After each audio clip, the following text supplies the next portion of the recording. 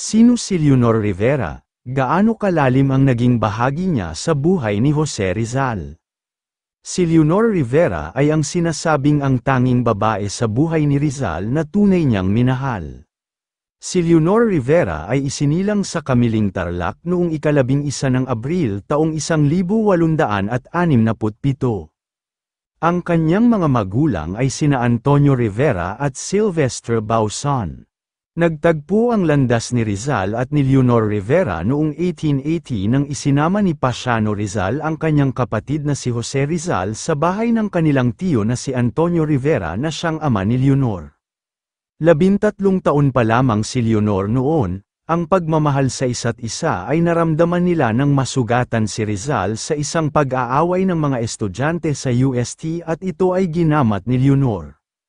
Si Leonor Rivera ay inilarawan na isang babaeng may maputing balat, alon-along buhok na mamula-mula, maliit at mayuming bibig, may kalakihan at may itim na mga mata at natatabingan ng mahahabang pilik mata, ilong na may katamtamang tangos, ngiting binabagayan ng dalawang biloy sa malarosas na mga pisngi, kaakit-akit na pakikipag-usap, at matamis na tinig na binabagayan ng kahali-halinang halakhak.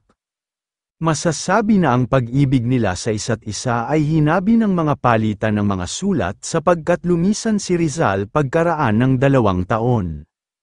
Ang kanilang pagiging magkasintahan ay nagkaroon lamang ng kaganapan sa pamamagitan ng sulat. Sa kanilang pagsusulatan ay gumamit sila ng mga secret code bilang proteksyon nila sa mapagmatsyag na ina ni Leonor. Ang codename para kay Leonor ng pinsang si Rizal ay Taimes. Nang si Rizal ay nasa ibang bansa, pinadalhan siya ng larawan ni Leonor na may nakasulat na, kay Jose, mula sa kanyang matapat na pinsan. Subalit, sa ilalim ng larawan ay nakasulat ang tunay na dedikasyon na nagsasaad ng, sa aking di makalilimutan at pinakamamahal na kasintahan, ang larawang ito ay inihahandog ng kanyang matapat na si Leonor.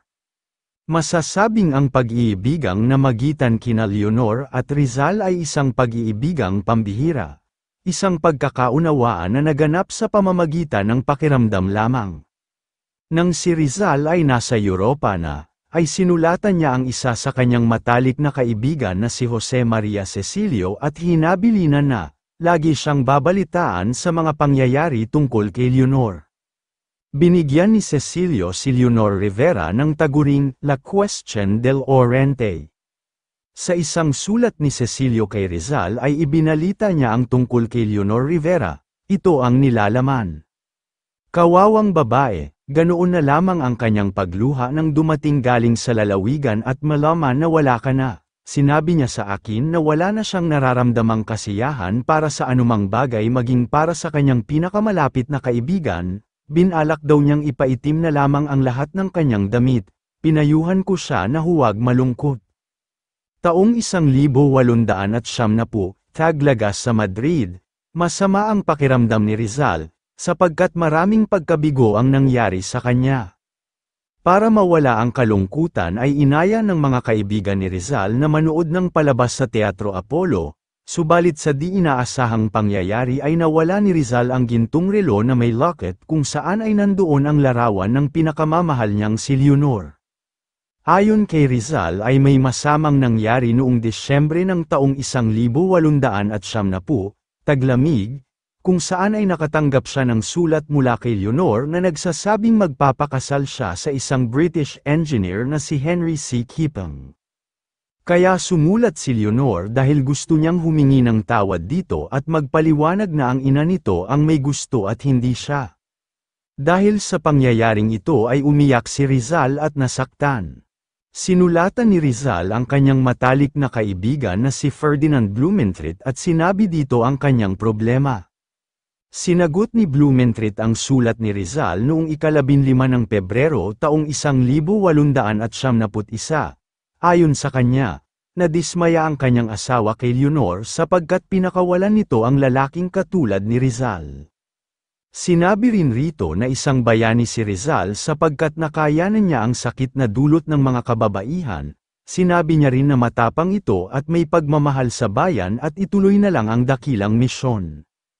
Pagkaraan ng 3 buwan ay sumulat uli si Blumentritt kay Rizal at sinabing si Leonor ang babaeng nakatakda para kay Rizal at pinakawalan ni Leonor ang isang diamante kapalit ng ordinaryong bato. Ikinasal sina Leonor at Henry C. Kipang sa Dagupan, Pangasinan noong 17 ng Hunyo taong 1871.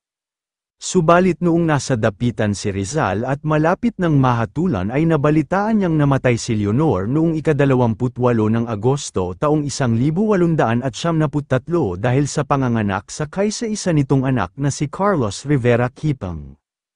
Sinasabing hindi lang sa panganganak namatay si Leonor kundi pati na rin sa labis na kalungkutan dahil sa paghihiwalay nila ni Rizal. Kung kayo ay aking tatanungin, anong masasabi ninyo sa talambuhay na ito, mag-comment lang. So, ayun lamang ang talambuhay natin ngayong araw, sana ay may natutunan kayo. Huwag na rin kalimutang mag-like at mag-subscribe para maging updated sa mga panibagong video. Maraming salamat po.